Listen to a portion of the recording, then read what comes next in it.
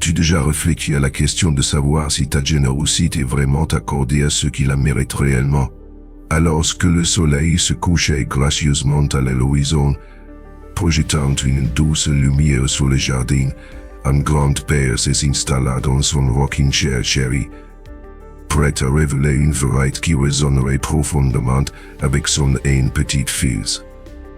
La douce brise du soir portait le parfum sucre des fleurs en fleurs, préparant le terrain pour une conversation réconfortante, remplie d'insights et de réflexions. Écoute attentivement mon garçon, commenta le grand-père, sa voix calme et remplie de conviction. La vie est un voyage rempli d'innombrables visages, et bien que beaucoup puissent sembler amicaux, tous n'ont pas de bonnes intentions. Tendre la main à ceux qui sont dans le besoin est une entreprise noble, mais il est vital de discerner qui mérite vraiment ta gentillesse. Certains accepteront volontiers ton aide, mais ont leurs propres agendas cachés. Et l'intérêt du petit-fils est épique, et il se pencha en avant, avide d'absorber la sagesse que son grand-père avait à partager. Pour illustrer mon propos, permettez-moi de partager une fable qui capture parfaitement l'essence de la confiance, poursuivit le grand-père, ses yeux brillants d'expérience. Quand il commenta l'histoire de la grenouille et du scorpion, une histoire simple mais puissante qui illustre les risques de la confiance mal placée et l'importance de rester vigilante dans un monde où tout le monde n'a pas accueil et n'a pas intérêt. Cette conversation servirait de fondement à une leçon profonde, révélant 12 types de personnes que tu ne devrais pas aider. Elles sont traîtresses. Chaque type représente un avertissement, un rappel pour naviguer habilement dans les relations. Alors installe-toi, écoute attentivement et prépare-toi à découvrir des insights qui guideront ton parcours dans la vie. Numéro 1. Le manipulateur. Tu sais, ces personnes qui ne se manifestent que lorsqu'elles ont besoin de quelque chose. Eh bien, mon fils, le manipulateur est exactement comme ça. Il te fera sentir spécial, te fera participer à ses histoires, tout cela pour gagner ta confiance. Le problème, c'est qu'au fond, il ne se soucie que de ce que tu peux lui offrir. Il épuisera ton énergie, te mettra dans des situations difficiles et, à la fin, te fera sentir coupable de ne pas répondre à ses attentes. Le manipulateur est un maître dans l'art de retourner la situation, te faisant croire que c'est ta faute. Et le pire, c'est que quand tu as vraiment besoin de lui, il disparaît, te laissant en plan. Qu'il n'est pas la peine d'aider quelqu'un qui ne se soucie pas de ton bien-être, car il ne te rendra jamais l'appareil. Donc sois vigilant. Si quelqu'un n'apparaît que lorsqu'il a besoin de toi et disparaît quand si est autour d'y avoir besoin de lui, sois prudente. Ce type de personne n'apporte que fatigue, frustration et maux de tête. La meilleure aide que tu puisses apporter à un manipulateur est de garder tes distances. Numéro 2. La personne ingérable. Ah, mon petit-fils, l'ingratitude est quelque chose de très difficile à accepter. Imagine donner tout ce que tu as, faire tout ce que tu peux pour aider quelqu'un, et cette personne ne te remercie même pas. C'est comme si tu étais invisible. La personne ingérable agit comme si ce que tu avais fait était de ta responsabilité. Elle ne montre jamais d'appréciation ou de reconnaissance pour tes efforts. Elle accepte ton aide comme si cela lui était dû, et quand elle a de nouveau besoin de toi, elle revient sans aucune honte, sans la moindre considération. Continue à aider quelqu'un, comme ça ne te rapportera que frustration et fatigue. Et l'ingratitude fait mal, parce qu'elle enlève la valeur de ce que tu fais. Il est important de comprendre que la vie est un échange, et ceux qui ne savent pas dire merci ne seront pas appréciés non plus. La personne ingérable ne pense qu'à elle-même, et quelqu'un qui ne reconnaît pas ce que tu fais aujourd'hui n'hésitera pas à te décevoir demain. Alors apprends à identifier ces personnes, et ne perds pas ton temps à offrir de l'aide à quelqu'un qui ne connaît pas sa vraie valeur. Numéro 3. Jouer la victime.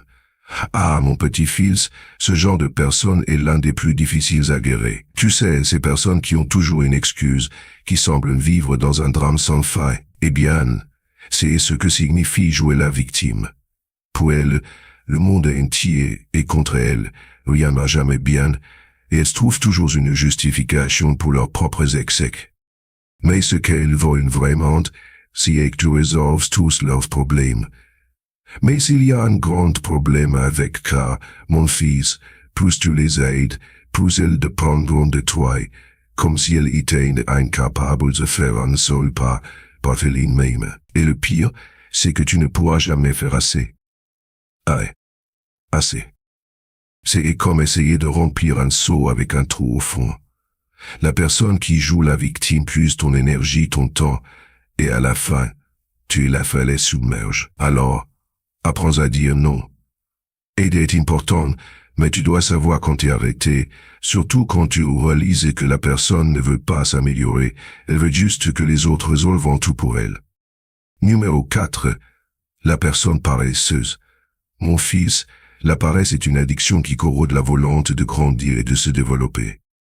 Une personne paresseuse n'est jamais prête à fournir les efforts nécessaires pour améliorer sa vie. Elle trouve toujours une excuse pour ne pas agir, comme si la vie en était terminée de où elle devait simplement se détendre.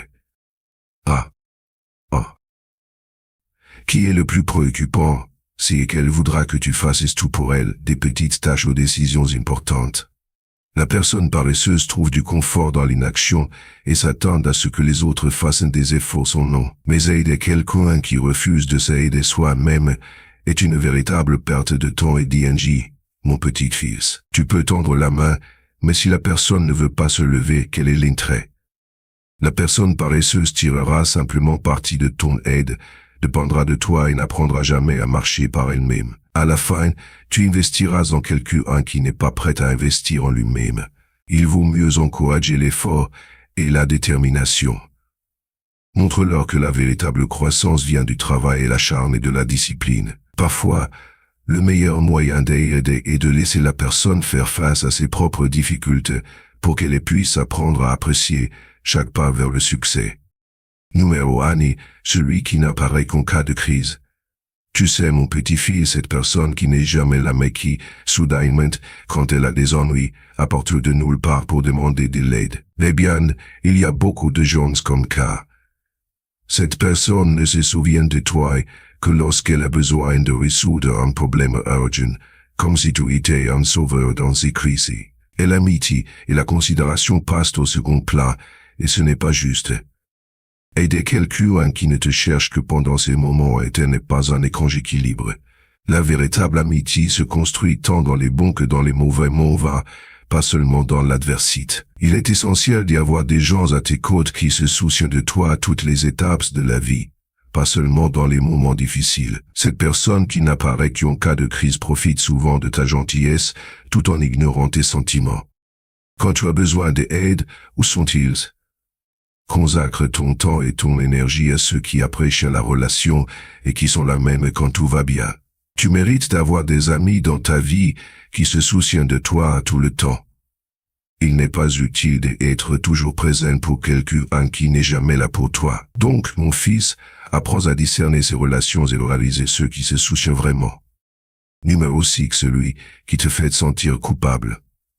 Mon petit-fils, as-tu déjà rencontré quelqu'un qui te fait toujours te sentir mal de ne pas l'aider? Eh bien, cette personne est le classique manipulateur émotionnel.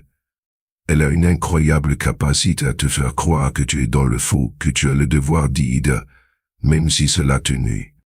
Ce type de personne joue avec tes émotions, utilisant la culpabilité comme arme pour te contrôler et te faire sentir petit. C'est comme si tu étais responsable de résoudre tous leurs problèmes, même si cela te coûte ta paix et ton bien-être. Et mon fils, ne tombe pas dans ce piège. Et l'aide doit venir du cœur, pas d'une obligation imposée. Il est très important que tu saches que prendre soin de toi est aussi une priorité. Si quelqu'un te fait constamment sentir coupable de ne pas répondre à ses attentes, il ne mérite pas ton aide. Souviens-toi que la vie est un équilibre. Tu dois t'entourer de personnes qui respectent tes limites et qui ne te font pas sentir que tu dois te sacrifier. Et l'amour et l'amitié doivent être élogiés, pas un fardeau. Apprends à dire non quand c'est nécessaire, car la véritable amitié ne devrait pas te peser. Donc, mon fils, valorise ta santé mentale et émotionnelle. Ceux qui se soucient vraiment de toi compteront quand tu auras besoin d'espace. Si Et n'oublie jamais, tu mérites d'être entouré de gens qui te soutiennent, pas de ceux qui te font sentir coupable. Numéro 7. Celui qui n'écoute pas les conseils. Écoute, mon petit fils, il y a des gens qui demandent de l'aide, mais qui ne veulent pas vraiment entendre ce que tu as à dire. C'est comme s'ils cherchaient juste une oreille pour écouter leurs plaintes. Mais quand il s'agit de mettre des suggestions en pratique, ils font les choses à leur manière, même si ce n'est pas la bonne manière. Tu peux faire de ton mieux pour parler, guider et leur montrer le bon schéma, mais à la fin, cette personne continuera à faire les mêmes erreurs, comme un cycle sans fin. Aider quelqu'un qui n'apprécie pas tes conseils est en réalité une perte de temps et d'énergie. Et le plus frustrant, c'est que tu pourrais te sentir sous-évalué et puis à essayer d'aider quelqu'un qui n'est pas prêt à changer. Par conséquent, le meilleur choix est d'y attendre que cette personne soit vraiment prête à apprendre et à écouter. Le timing est essentiel. Parfois, une personne doit passer par ses propres expériences, même douloureuses, pour comprendre l'importance des conseils que tu lui donnes. Tu dois concentrer ton énergie sur ceux qui reconnaissent et valorisent tes opinions. Après tout, la véritable amitié et le soutien mutuel impliquent une volonté d'écouter et d'y apprendre, pas seulement de parler. Alors souviens-toi, mon fils, ta sagesse doit être valorisée, et ceux qui n'écoutent pas ne méritent pas ton attention. Privilégie ceux qui sont vraiment prêts à grandir et à changer à tes côtés. Numéro 8. Ceux qui ont des intentions cachées. Ah, mon petit-fils, c'est un type de personne très délicat. Quelqu'un avec des intentions cachées est à tes côtés uniquement lorsqu'il voit un bénéfice pour lui-même. Il veut quelque chose que tu possèdes. Cela pourrait être de l'argent, du statut ou même tes relations.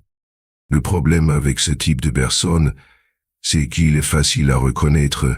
Il n'est jamais là quand tu as besoin de soutien, mais il est toujours là quand il veut quelque chose de toi. C'est comme un parasite qui profite de ta générosité et de ta gentillesse.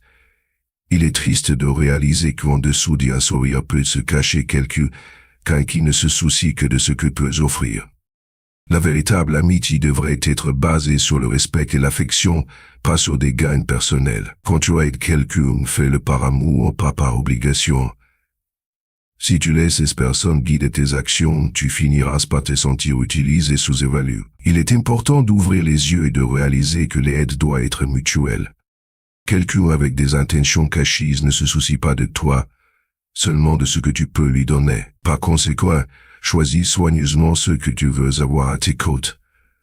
Concentre-toi sur des relations authentiques où les deux parties se soutiennent vraiment sans rien attendre en retour. La vie est trop courte pour être entouré de personnes qui ne pensent qu'à elles-mêmes. Prends donc soin de ceux qui sont à tes côtés pour qui tu es, pas pour ce que tu as.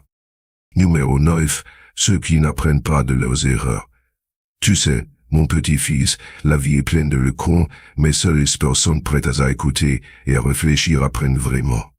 Il y a des gens qui, même face aux mêmes situations, continuent à faire les mêmes erreurs. Ils ne font aucun effort pour changer. Et cela peut être très frustrant. Tu peux te dédier, essayer d'aider, donner des conseils et montrer le bon chemin. Mais à la fin, cette personne continuera à trébucher sur les mêmes obstacles. Aider quelqu'un qui ne veut pas grandir, c'est comme essayer de remplir un pot qui fuit. Peu importe tes efforts, rien ne change. C'est triste à voir, mais c'est la réalité. Au lieu d'investir ton énergie dans ceux qui refusent d'y apprendre, il est beaucoup plus sage de consacrer ton temps à ceux qui veulent vraiment s'améliorer et grandir. La vie est un processus d'apprentissage constant, et quand tu trouves quelqu'un qui fait des efforts pour se développer, c'est gratifiant de voir sa transformation. Alors choisis tes batailles avec sagesse et reste aux côtés de ceux qui reconnaissent l'erreur et cherchent à les surmonter. Ne te laisse pas tromper par ceux qui préfèrent rester dans leur zone de confort. Aider devrait être un choix conscient, et souviens-toi toujours, tu mérites d'être entouré de personnes qui apprécient tes efforts et qui aspirent à la croissance. Numéro 9. Ceux qui mentent pour leur propre bénéfice. Tu sais, mon petit fils, Les mensonges ont une terrible façon d'y affecter les relations. Quand quelqu'un ment pour obtenir de l'aide, il abuse en réalité de ta bonne volonté et de ta confiance. Cette personne peut inventer des histoires extravagantes, déformer les faits et te faire croire que sa situation est plus critique qu'elle ne l'est réellement. Tu t'impliques, tu t'inquiètes, et tu finis par tendre la main, seulement pour découvrir que tout cela n'était qu'une arnaque. Il est douloureux de réaliser que tu as été manipulé, et ce sentiment de trahison peut faire très mal. Souviens-toi, mon fils, que la vérité finit toujours par éclater, et quand cela arrive, tu te sentiras un peu ridicule d'avoir aidé quelqu'un qui ne le méritait pas. La confiance est le fondement de toute relation saine, et si quelqu'un n'est pas honnête avec toi, il ne mérite certainement pas ton aide. Au lieu de perdre ton temps et ton énergie avec des menteurs, concentre-toi sur ceux qui sont transparents et sincères. Cherche toujours à cultiver des relations basées sur la vérité et le respect mutuel, car ce sont ces liens qui en valent vraiment la peine. Aider ceux qui mentent, c'est comme arroser une plante qui n'existe pas. Cela ne porte pas de fruits et n'apporte que de la frustration. Numéro 11 est l'orgueilleux. Écoute mon petit-fils, la personne orgueilleuse est celle qui n'admet jamais qu'elle a besoin d'aide, même quand la situation est clairement difficile. Elle préfère souffrir en silence plutôt que d'accepter des conseils ou une main tendue. Tu peux remarquer qu'elle traverse une période difficile, mais elle refuse de demander de l'aide, pensant que c'est un signe de faiblesse. Le problème est qu'en même temps, elle finit par t'impliquer indirectement dans ces problèmes, comme si elle voulait que tu réalises qu'elle a besoin d'aide sans avoir à l'admettre. Aider quelqu'un comme ça est compliqué parce que l'orgueil parle toujours plus fort. Tu peux faire de ton mieux, tendre la main, mais au fond cette personne n'appréciera pas tes efforts. Elle pensera que tout ce qu'elle a accompli est dû à ses propres mérites et que tu n'as joué aucun rôle. Ainsi, ton aide devient invisible. Et l'orgueil, mon fils, peut être une barrière insurmontable. La meilleure chose à faire est d'y être présent, tout en respectant l'espace de cette personne. Aide-la quand elle sera prête à accepter de l'aide, mais ne t'épuisez pas à essayer de forcer les choses. Et l'aide authentique doit être reçue avec gratitude, et ceux qui ne peuvent pas le faire ne sont généralement pas prêts à grandir. Numéro 12 est l'opportuniste. Écoute mon fils, c'est dangereux. Un opportuniste est quelqu'un qui garde toujours un œil sur tes faiblesses et tes moments vulnérables. Il s'approche de toi quand il réalise qu'il peut tirer parti d'une situation. Il fait semblant d'y être ton ami, ton partenaire, mais en réalité, il attend juste la bonne occasion pour obtenir ce qu'il veut. Ce type de personne n'a aucune limite. Il profitera de n'importe quel moment de faiblesse de ta part, et si tu n'es pas passe final, tu pourrais finir par te sentir utilisé. Les opportunistes sont des maîtres de la manipulation et de l'exploitation des autres, et ta générosité peut être peu comme une opportunité pour eux. Aider quelqu'un comme ça, c'est en réalité lui donner des munitions pour tenir plus tard. Au lieu d'aider, tu risques de te retrouver dans une position vulnérable, où tes bonnes intentions se retournent contre toi. Alors, mon petit-fils, fais attention. Les opportunistes sont toujours là, prêts à profiter de ceux qui ne voient pas les choses clairement. La meilleure chose à faire est de rester vigilant et de protéger tes ressources. Valorise les relations sincères, celles qui te soutiennent vraiment, et éloigne-toi de ceux qui ne sont proches de toi que par intérêt personnel. Je vais essayer m'arrêter au numéro 12, mais laisse-moi te dire une chose de très importante, tu dois être prudent avec des gens comme ça. Numéro 13, le narcissique. Ah, mon petit-fils, le narcissique est un personnage très compliqué. C'est la personne qui ne parle que d'elle-même, qui croit être le centre de l'univers. Pour elle, tout tourne autour de son ego. Si tu as un problème, elle ne va pas écouter, mais au lieu de cela, elle va raconter une histoire encore plus impressionnante sur elle-même. Aider un narcissique, c'est comme essayer de remplir un pot qui fuit. Plus tu donnes, moins elle se soucie de toi. Elle n'apprécie pas ce que tu fais. Elle ne se soucie que de son propre bénéfice. Et l'amitié pour elle est une rue à sens unique où tu es toujours là pour écouter ses histoires et louer ses réalisations. Mais quand vient ton tour, elle disparaît. Cette personne n'a aucune empathie et te rabaisse souvent juste pour se sentir mieux. Aider quelqu'un comme cas peut être épuisant, et à la fin tu te sentiras drainé et non apprécié. Donc mon fils, si tu réalises que quelqu'un ne se soucie que de lui-même et n'a pas de place pour toi et sa vie, il vaut mieux s'éloigner. Tu mérites d'y être entouré de personnes qui te respectent et apprécient ce que tu apportes à la relation. Bonus, reste vigilant, comment éviter d'être exploité par les autres. Dans un monde où la gentillesse et la générosité sont souvent considérées comme des vertus, il peut être décourageant de réaliser que tout le monde n'a pas de bonnes intentions. Que ce soit dans des relations personnelles, au travail ou dans des interactions sociales, de nombreuses personnes peuvent essayer d'exploiter ta bonne volonté pour leur propre profit. Au fur et à mesure que nous avançons dans la vie, il est essentiel de développer un sens aigu de la vigilance pour nous protéger contre l'exploitation par les autres. Cela implique de comprendre la dynamique des relations, de définir des limites et d'affiner nos instincts. Tout d'abord, il est crucial de reconnaître les signes de manipulation et d'exploitation. Les personnes qui souhaitent en tirer parti de toi utilisent souvent des tactiques qui semblent inoffensives à première vue. Elles pourraient t'y flatter de manière excessive ou créer un sentiment d'urgence pour te pousser à agir rapidement sans réfléchir. Fais attention aux individus qui cherchent constamment ton aide, mais offrent rarement leur soutien en retour. Des relations saines sont basées sur le respect mutuel et la réciprocité. Donc si tu te sens donner plus que tu n'aurais quoi, il est peu, être temps de réévaluer la relation. La communication joue un rôle vital dans le maintien de limites saines et limitement de l'exploitation. Sois ouvert sur tes sentiments et tes attentes avec ceux qui t'entourent. Si quelqu'un franchit une limite ou te met mal à elle, il est important de l'exprimer clairement et fermement. Beaucoup de gens ne réalisent pas comment leurs actions affectent les autres, et parfois, une simple conversation peut résoudre des malentendus. Établir des lignes de communication claires peut renforcer tes limites et décourager les comportements exploitants. De plus, n'ayez pas peur de dire non lorsque cela est nécessaire. Beaucoup de gens ont du mal avec le concept de dire non, craignant que cela puisse blesser les sentiments des autres ou nuire aux relations. Cependant, il est important de se rappeler que votre temps et votre énergie sont précieux. Si une demande semble déraisonnable ou lourde, faites confiance à votre instinct et refusez poliment mais fermement. Établir des limites et ce n'est pas seulement un signe de respect de soi, mais cela encourage également les autres à vous respecter en retour. 0.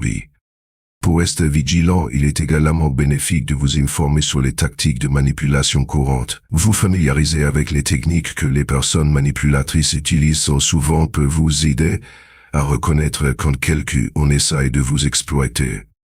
Par exemple, certaines personnes peuvent jouer la victime pour susciter la sympathie, tandis que d'autres peuvent te faire utiliser la culpabilité pour vous pousser à se conformer à leurs exigences. En comprenant ces tactiques, vous serez mieux équipé pour les identifier et répondre de manière appropriée.